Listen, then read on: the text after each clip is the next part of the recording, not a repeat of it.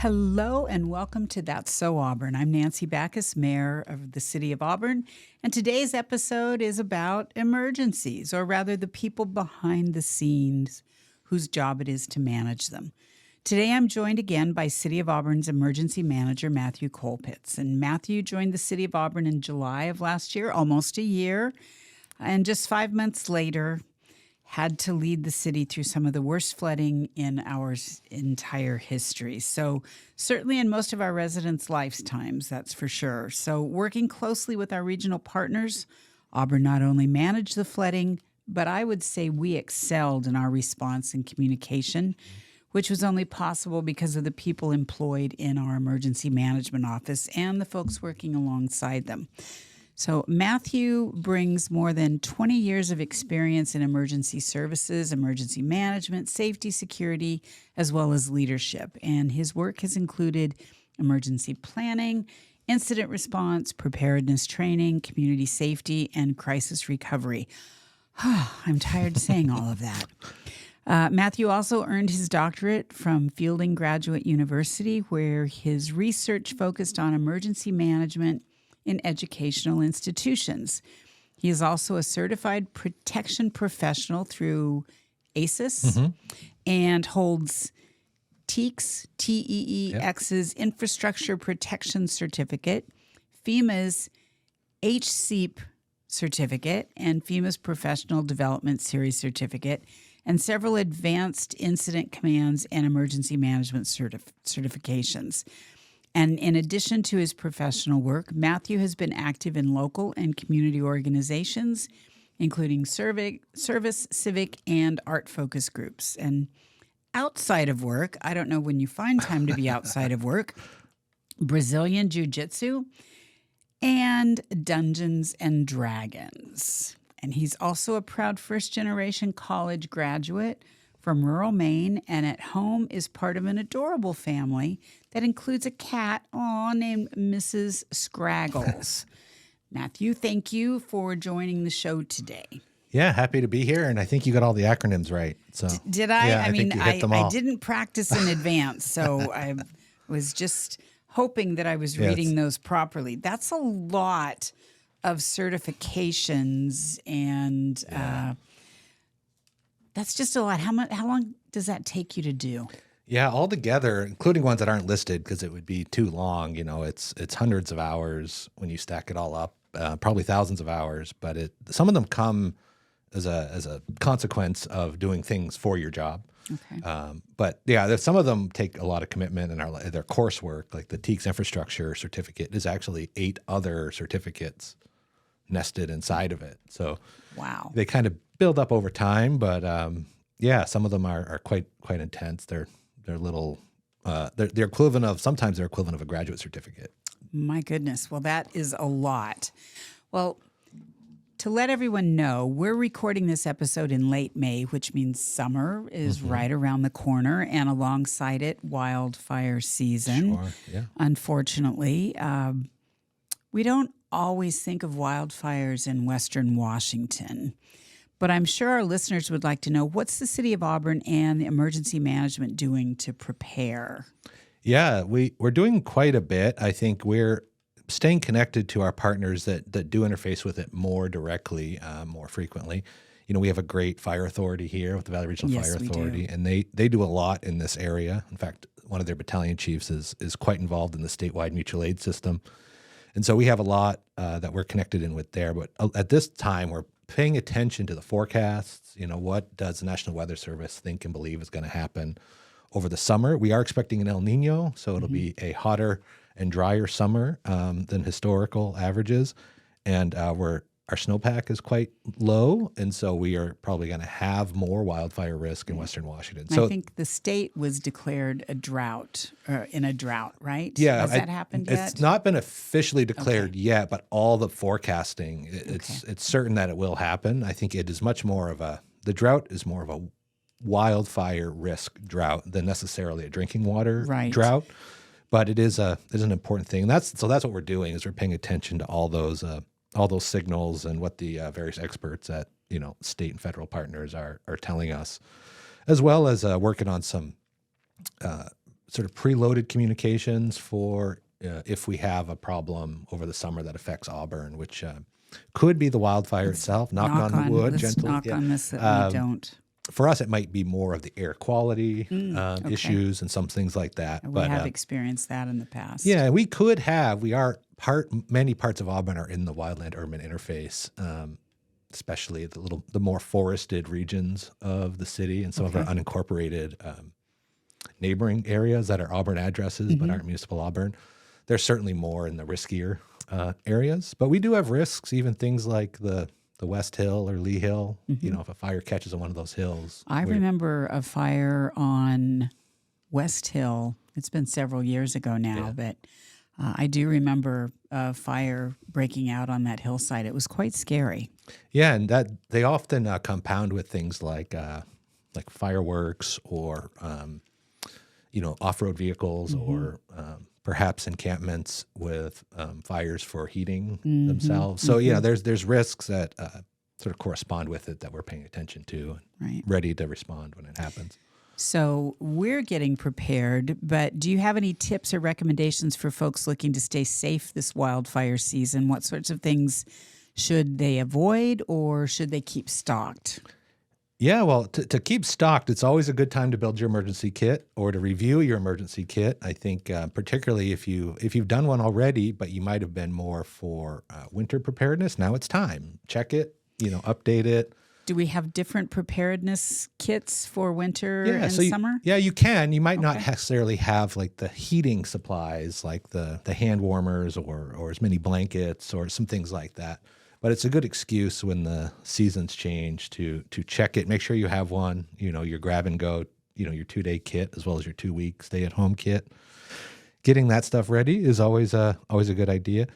Sign up for alerts if you haven't, or verify that you signed up for King County or Pierce County alerts, depending on what part of Auburn you're in, or whatever town you might work in. I'd also, if you work in Seattle and you live in Auburn, I'd sign up for Seattle alerts too. Oh, great idea. Think about that, because you'll want to know if we need to tell you either warnings or general information or evacuation notices if it ever got really bad. You'd want to get those. You'd want to get those. Yeah. Well, similar to what happened with the flooding, right? This past winter is they may work in Kent and live in Auburn, and there were significant notifications going out for both cities and other cities. In the area. Absolutely. Do you want to? Yeah, you're going to want to know if you have to evacuate your workplace, or do I have to go to work tomorrow because it's in an evacuation area? It's also a good idea to, if you own a home or you control some space, review the landscape around your space. They call it the defensible space in the immediate area around the home. I know our fire authority, Valley Regional Fire Authority, on their website, you can sign up for a home assessment, wildfire home assessment. And really? It's a service that they're offering. I think they just started it this last year. But it's a great tool, and they have some good materials actually on their website to check out for what to do in your the immediate area around your home, a little further out, and then even further out, what you can do to help reduce your risk for wildfires. Oh, very good. And I know there's also, through the police department, there's something called CPTED, Crime Prevention Through Environmental Design. Yeah. So very similar, because they will tell you not to have big overgrown bushes next to your windows so that people can hide in there. Yeah, a lot of that aligns. A lot of it, I would imagine, would align because you don't want those bushes right next to your house to where the bush catches on fire and then it goes right into the eaves of your home, right? Yeah, and like anything with emergency management, it's good. If you do the one thing, it's probably a good discipline otherwise. Like, how many people check their gutters reliably? My husband does. He might. I don't, but my husband does, thank goodness. But lots of people don't. But doing it, if you use the excuse of the fire safety lens, it like forces you to do it, because you don't want a bunch of stuff in your gutters during fire season, because that's flammable, right? So there's these other secondary effects. You're like, let me just follow that checklist. And it's usually the types of things that are going to quickly catch fire. In fact, you might use as fire starters. Right, exactly. Little branches and old leaves, those pine needles, yes. stuff like that. Yeah, the acorns like to light. Yeah, so it's a good practice. Oh, that's great. Now, I know along with the wildfires often, and you mentioned it means smoke, and sometimes there is a whole lot of it. So what do you recommend our residents do if wildfire smoke gets unhealthy levels in our air? And I know there are gauges that are measuring that. And where's the best place to look for air quality, and what do we do? Yeah, the best places to look for sort of day to day. The National Weather Service has information on air quality index. AQI.gov actually is, which stands for Air Quality Index. AQI.gov. And and in King County and the state emergency management offices also have stuff posted about that, and paying very close attention to it all throughout the summer. The Weather Service provides notices to emergency managers to say, hey, even forecasted for the next couple days, we think the air quality will be worse or better. And again, sign up for alerts, because if it gets particularly bad that it would require action, we would send out alerts, post on our website, send you those notices. Yeah, but pay attention to them basically like you would, hey, what's the temperature tomorrow? Like, look up the air quality index and say, oh, it's going to be a yellow or red, and that means more hazardous, especially for vulnerable populations. If you have medical issues or asthma or little kids or elderly folks, then it's like, okay, maybe we limit our activities, we do more indoor stuff. Maybe we don't go hiking. Keep the windows closed. Keep the windows closed. There are some filtration systems that you can buy or build that are, if you Google or on YouTube, fire smoke box fan, they'll actually give you a little tutorial on how to buy the filters at somewhere like a hardware store and put them on a fan and make a little home filter. Wow. So there's some steps you can take. Air conditioners with filters in them are great. You can MacGyver it a little bit. You can. It doesn't have to be big budget. If you have the big budget, those filters are great to buy them, but you can put it together yourself. I love that. I love that. So moving a little bit from the scarier things to something that I hope people are looking forward to, at least in some way, shape, or form. And I'm talking about the World Cup.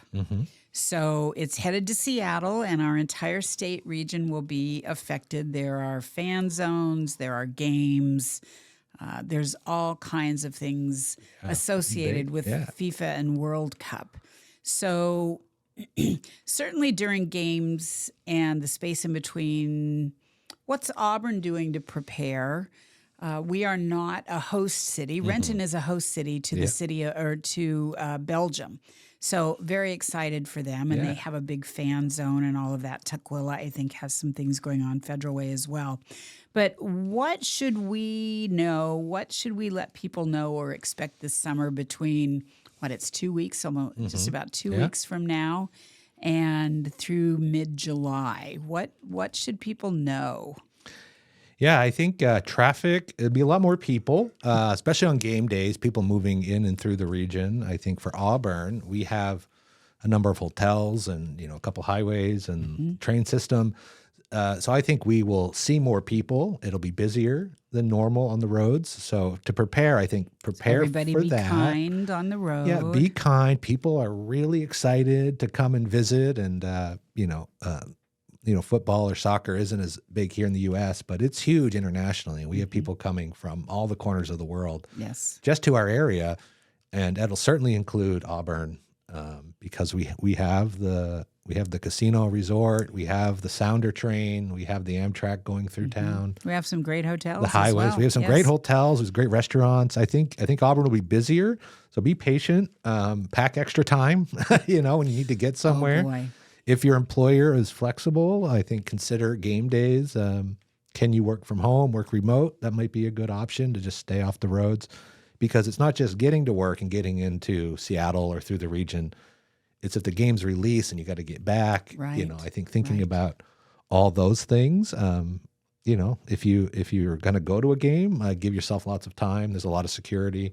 Are you going to any games, Matthew? No, I'm on the clock here. That's right. Part of our That's preparedness right. is we're not hosting anything, but we hope that nothing happens except for, some good sport and, people have a good time. But all the EOCs and emergency managers in the region are either directly or sort of secondarily ready to support should events happen, because for example, the State Emergency Operations Center is activated through the World Cup for the World Cup and fire season. Oh my goodness. So you have to, worry about the other things that might also happen anyway. Yes, and. Yeah, right. And we don't want any of it to happen, but we will be on it quickly if it does, both in Auburn and across the region. I know our police department has developed plans.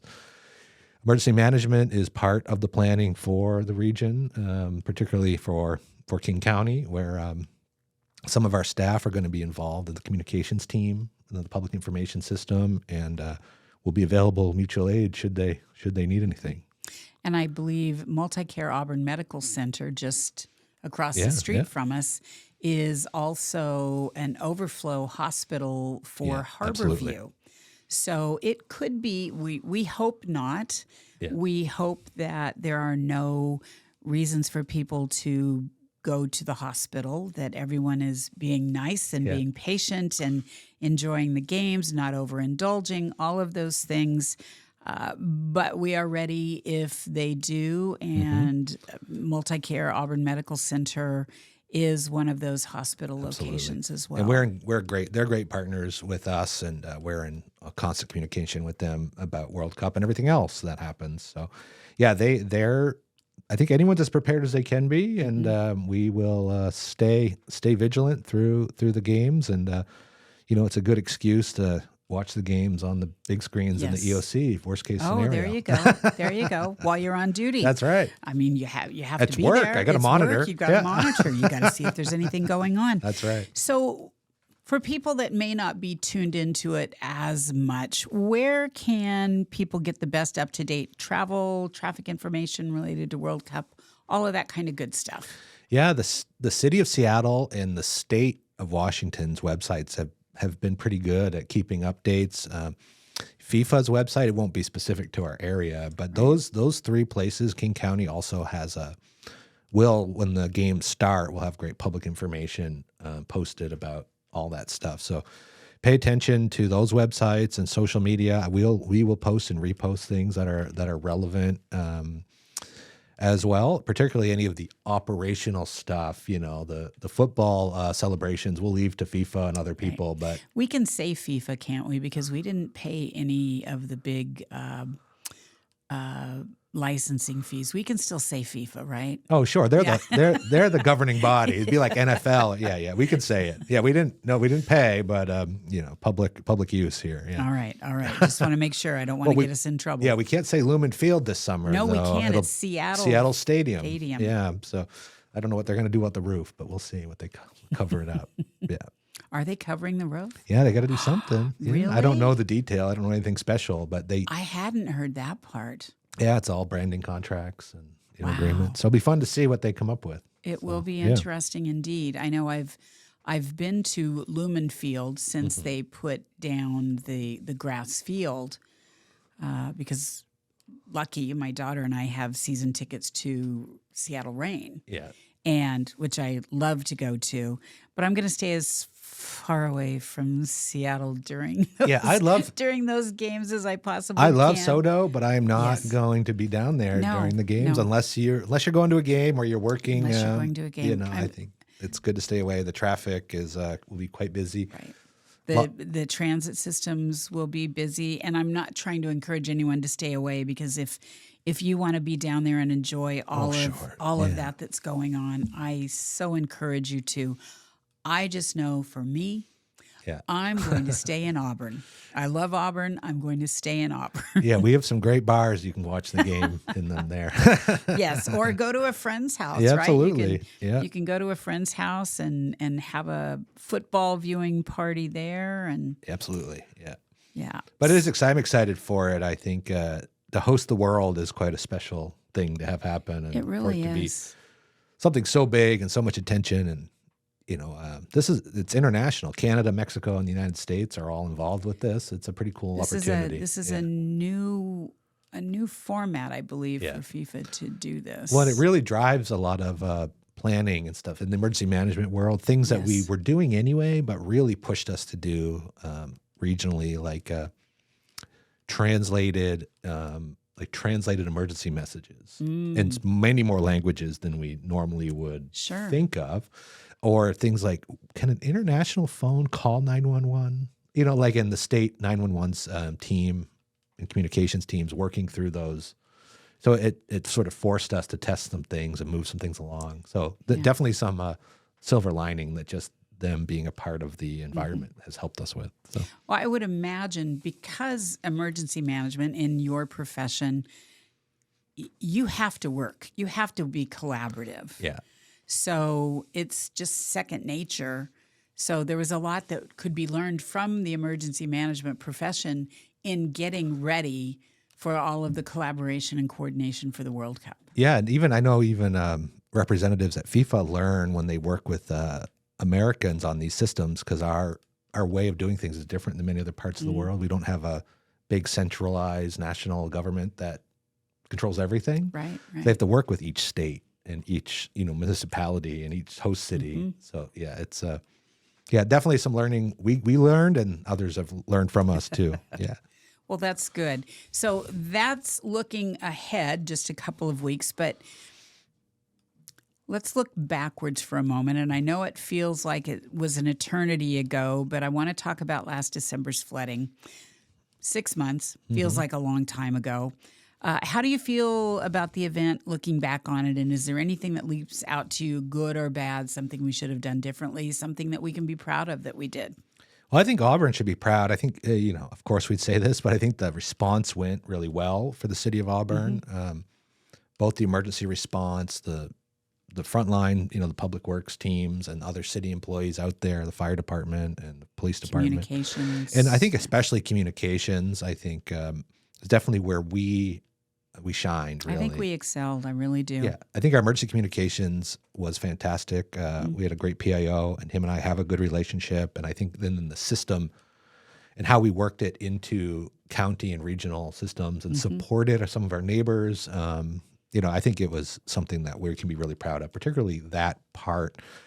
And yeah, I always shout out public works staff, because they were out there in the middle of the night, in the dark, the cold, the wet. They really did. Monitoring the rivers and really outstanding stuff that isn't in the normal job description. Right. And then our EOC staff, who most of them aren't emergency management people, who got sort of summoned into the EOC and really just did a great job supporting the response. And so I think that was really some of our strengths.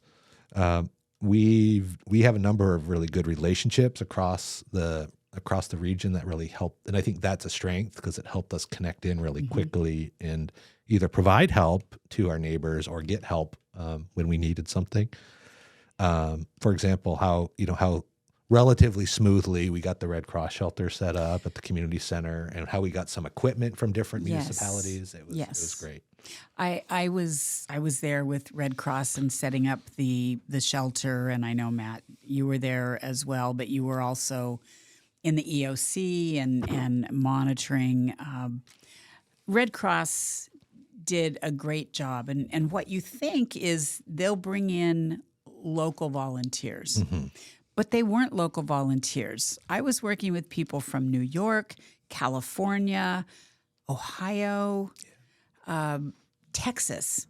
So they didn't know this area, right? And I'm thinking, before I realized that, well, why don't they know where the local McDonald's is, right? To go pick up breakfast or... and then I started to learn. And these are amazing volunteers. Many of them retired. Yeah. And this is what they decided to do in their retirement, was to volunteer with the Red Cross during emergencies. And so thankful for every one of them that came through and showed up for the Auburn community. I learned a lot from them. I think, not going to lie, we probably kind of butted heads a couple times just like you said there with FIFA. They're used to working with a large government as opposed to local governments and having different ways of doing things. But we worked it all out, and we knew that we were all there for the right reasons. We were there to help the individuals who may be in crisis. And I couldn't have been prouder with the Parks, Arts, and Recreation group that helped keep the shelter open. Even though Red Cross took over the shelter, We were still the facilities managers. Yeah, that was fantastic. I think the parks team and the other city employees that got jumped in there, and We had some council members come city in. leadership, your office and the counselors that showed up. Yeah, I thought it went well. And yeah, my main contact from the Red Cross at the King County EOC was from West Virginia. He's like their supervisor. And he's like, yeah, we just got on planes and the Red Cross said, go to Washington. They need help because the locals had already been sent to Skagit County and Whatcom County. So the normal people we'd see, say, on a fire in an apartment building that would displace people, they were working, but they would working Not other here. places because Right. they had the earlier need and a more severe need early on. So yeah, it's just beautiful when those systems work. And Yes. but yeah, the ability to make all those things plug in together and really overall work really smoothly despite bumps and bruises along the way. But Yeah, there wasn't anything serious when I said we butted No. heads. It was about what kind of flooring Yeah, should go down logistical on the stuff. gym floor, Yeah. right? So there's a lot of work that happens during an emergency, right? Yeah. There's a lot of hurry up, get this done, very quick communications, things that have to go out. But I don't know if people understand that there are a lot of things that have to happen after that emergency is over. Can you talk about that a little bit? Is there more work that has to be done? Is it Sure. equal to the work? What is it? yeah, a lot of emergency managers will tell you we will do response 10 times out of 10 over all the work that you have to do in recovery, but the recovery work is really critical. So, for example, for the flooding in December, initially right after the sort of things stabilize, we have to begin doing damage assessments of what was damaged, what did we spend money on, what do we need to fix now because it is a safety issue. And then we have to make a longer term plan for like what do we need to fix over the next year or two, and getting documentation for that. The process is very fast for the federal government, for FEMA assistance. We have to get an initial application in within 30 days after the disaster. That's really quick. Yeah, it's so fast. And it happened during holidays when people had time off, and the clock doesn't add time if you have Christmas and New Year's. It doesn't care. It's not 30 working days. It's No, it's 30 days. Yeah. Calendar days. And it's based on what FEMA and the state determined is the end of the disaster. And so it was 30 days. It was initially it was the 28th of January is when we had to have this packet into the state, who then would take the application and give it to the governor, who would then send it to the federal government through the Stafford Act process. And so that happens. That's a lot of work really fast. It's pretty rough cut because you don't have everything. Right. You don't know at that point in time what all of the costs Yeah, and then are. your constant engagement with the state. And luckily, the president did declare us a major disaster declaration. The sort of the tongue-in-cheek thing is like, well, I'm happy he did that, but now we have a lot more work to do because then we have to actually develop projects and work through, which is basically a project development process with the federal government who provides a lot of resources, but they can be peculiar about how they want you to do things. So that's the phase we're in right now, working with our FEMA representatives and getting some projects in. We don't necessarily have things we're going to have to build for Auburn, but even getting reimbursed for the expenses in the moment is considered a project. So we have to develop that process Got it. in partnership with them and making sure we meet all those requirements. And then there's the after action review, which is also a big part of it. You want to learn. You don't want to make those mistakes again. Right. And that all happens on top of everything else that we have going on. So yeah, it's a lot more work. It's not more, but it's definitely continued work. And it can be 18 months, 2 years before you're closing out all your projects. We just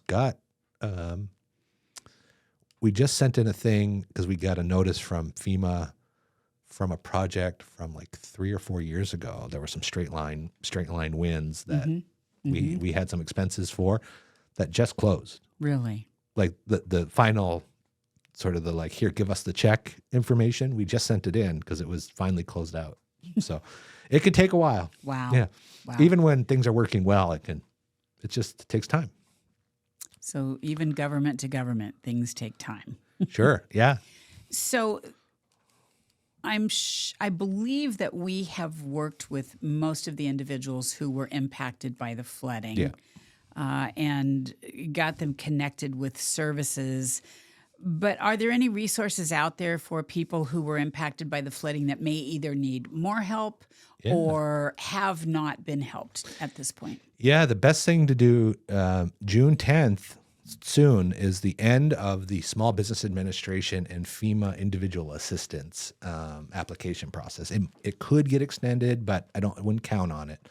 So people should, if they were affected by the flooding, apply for FEMA assistance through their website. It's also on our website. It'll redirect you to them. But if you type in FEMA disaster assistance, Washington State, you'll get to the right place as long as it's a government website. Yes, please make sure. Yeah, and be careful of getting strange phone calls. Sometimes there are scammers, unfortunately. I hate that. Yeah, it always happens, right? Yeah, but watch out for them. But do apply. If you had any impact at all to your home, you can get assistance. Depends on how much. Depends on what type of insurance you've had. Also, though, there are very low interest loans through the Small Business Administration that it's misleading because they certainly help businesses, and it can include lost revenue, but they call it something else, business impacts, right? If you're because of the flooding, or even though if your home was damaged, you can actually get a loan through the Small Business Administration as an individual. Yeah, it's a I don't know, poorly kept secret. Yeah. I don't know, well kept secret. We've been advertising that, but if people miss that, then June 10th, still time to get in. FEMA and the Small Business Administration will be at the June 7th Farmers Market. Excellent. Basically in the front where you sign up with the park staff. They're in that building. They've been in Auburn a couple times down at the Outlet Collection, and thanks to the Outlet Collection for letting us post them up there. They've also been in the Auburn Library a couple times. So yeah, we've worked with them on that. But yeah, again, June 7th at the Farmers Market would be a great place to get connected. If people are overwhelmed and they need someone to talk them through it, they can reach out to our office, emergency prep at auburnwa.gov, or just give us a call. We'll talk you through it. If you are a business or a resident in Auburn that was affected, we'll help you figure it out. It doesn't mean we can promise what we can do, but we'll try. We'll help plug you in. Yes. And that's what we're here for. So that's always my shtick is that we are a service of the city. We're not just a esoteric back office function. We're that too. Yeah. But we're also want to be helpful to the community. So absolutely. We are here to serve the community. But yeah, so that's the best thing. And then if that's not enough or inadequate, I think there are nonprofits, including Auburn Food Bank and many churches that are offering. And then there are other services that sort of pop up here and there. We try to reinforce that through our social media to say, hey, so this place is offering services. Yeah, but reach out. We're happy to help. Wonderful. So switching topics again, kind of, you're currently in the middle of 2 community emergency response team or CERT trainings. Yeah. So tell us a little bit about those, how they're going. And I understand we have a graduation coming up. Yeah, we have graduation, final drill and graduation on June 13th. Okay. And we're very excited about that. We had a very big class this time. I think the flooding motivated some folks, and we're happy that it did. And we've been doing a lot of public engagement anyway with civic and social organizations and HOAs and different communities. And so I think we it's funny, we almost did too good of a job because our class was too big. So we had to split it into two. That's a terrible problem to have. What a problem to have. We had to split it into 2 sections. So we have a Wednesday night and a Thursday night class. And they're both great and full of a lot of motivated community members, both from Auburn and some of our neighboring communities as well. Wonderful. Yeah. Does every city have a CERT program? Not necessarily. No, I think it's come and gone in and out of favor. I think Auburn really has invested in it over the last 10 years. We have something it'll be almost 900 after this class. I know. I'm so proud of that. I get the exact number later, but it's almost 900 people who have been trained by City of Auburn in the CERT curriculum. And now that we have some new folks in our office, we're going to continue to push that more, not just do the catch and release where we train you and send you back. We really want to reinvigorate the community level teams and actually get them credentialed as emergency volunteers if they want to. You can just come take the training and leave, but we also want to build it up more so there be more engagement for it. So if someone's interested, what would you say are the benefits of going through CERT training? Yeah, it's a deeper. There are so many. There are so many. I think the top ones are it's a deeper awareness of the hazards and risks that we have in our community, and it gives you a set of tools. You might never use the CERT tools as a CERT team necessarily in a disaster. You might, but probably not. But I think it instills confidence. It gives you some things to do, like out in the wild, like if you're at the airport or the mall, you know that somebody has to take action. Yeah, in the wild, right? Yeah.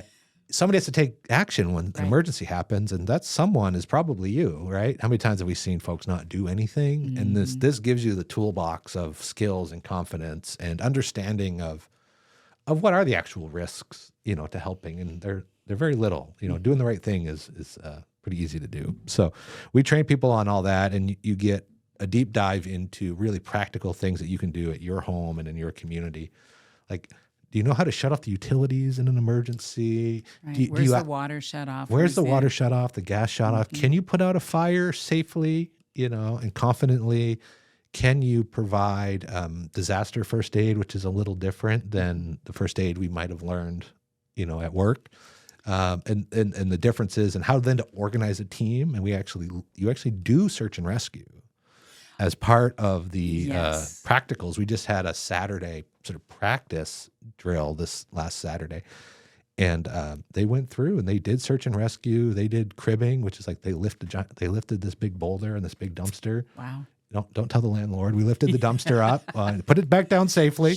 Yeah. No, and then you learn how to actually do disaster medical and how to do search and rescue in a, moderately damaged facility. We're not training you to be firefighters or technical rescue, because that's a different skill set, but we're teaching you how to do it at your level in your community. And no matter there's teenagers, 13, 14 years old, and there's folks all the way through the age and ability spectrum, and we teach you that. Like, you can still help no matter what access you have. Do you know, at one point, Wesley on Lee Hill, which is senior living, they had the most per capita CERT-trained people of anywhere in the city. Yeah. I mean, they were prepared. They even had a container that had all of their emergency preparedness supplies in it. I love that.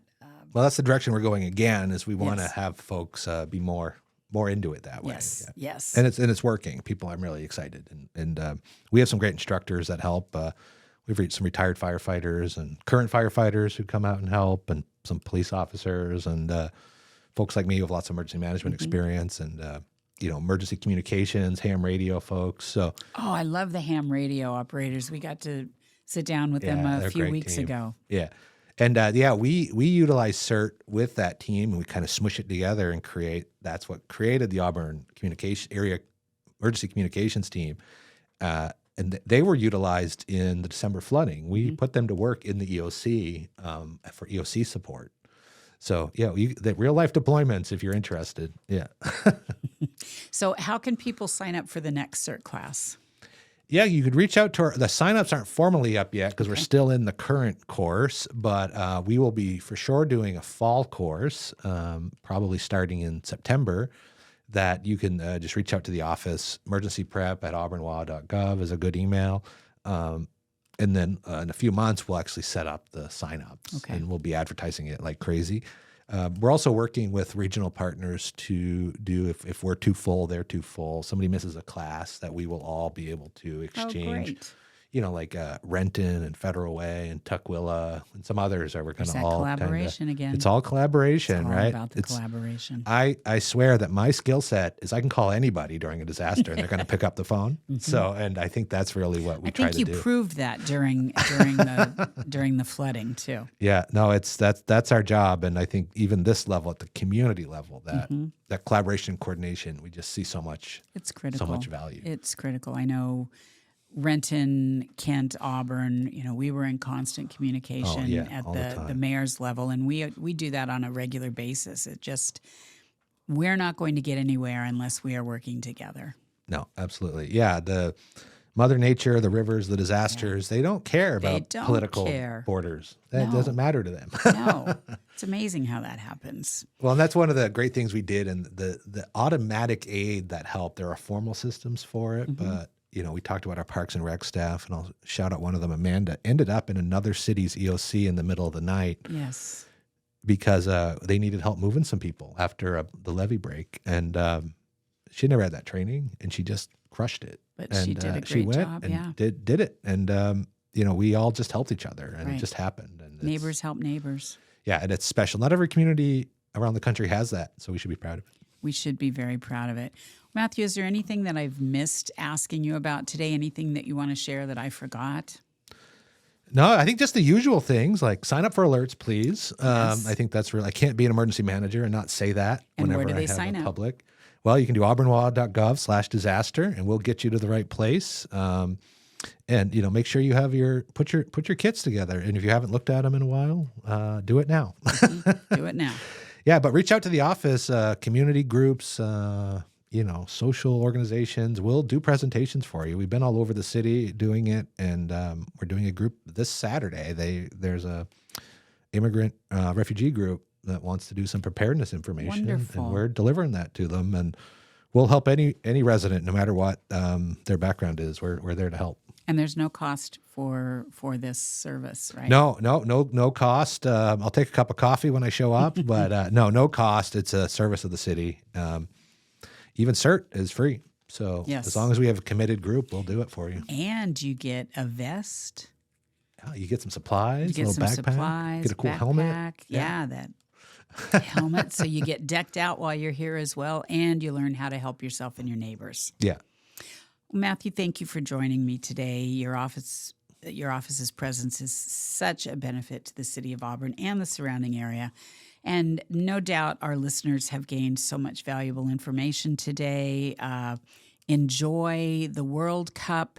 Be prepared for wildfires. Make sure your home is safe for wildfires. Make sure, we hope that we never have the flooding like we had last winter again. I don't want to go through that again. I want the people in Auburn to be safe. Sign up for our CERT classes. Sign up for all of the alerts. Do all of the things that make a emergency manager proud. That's right. Do all of the things. Yeah, we'll help you in a disaster, but if you can help yourself, it helps us all. Yes. Thank you once again for being here today. All right. That's you. So Auburn.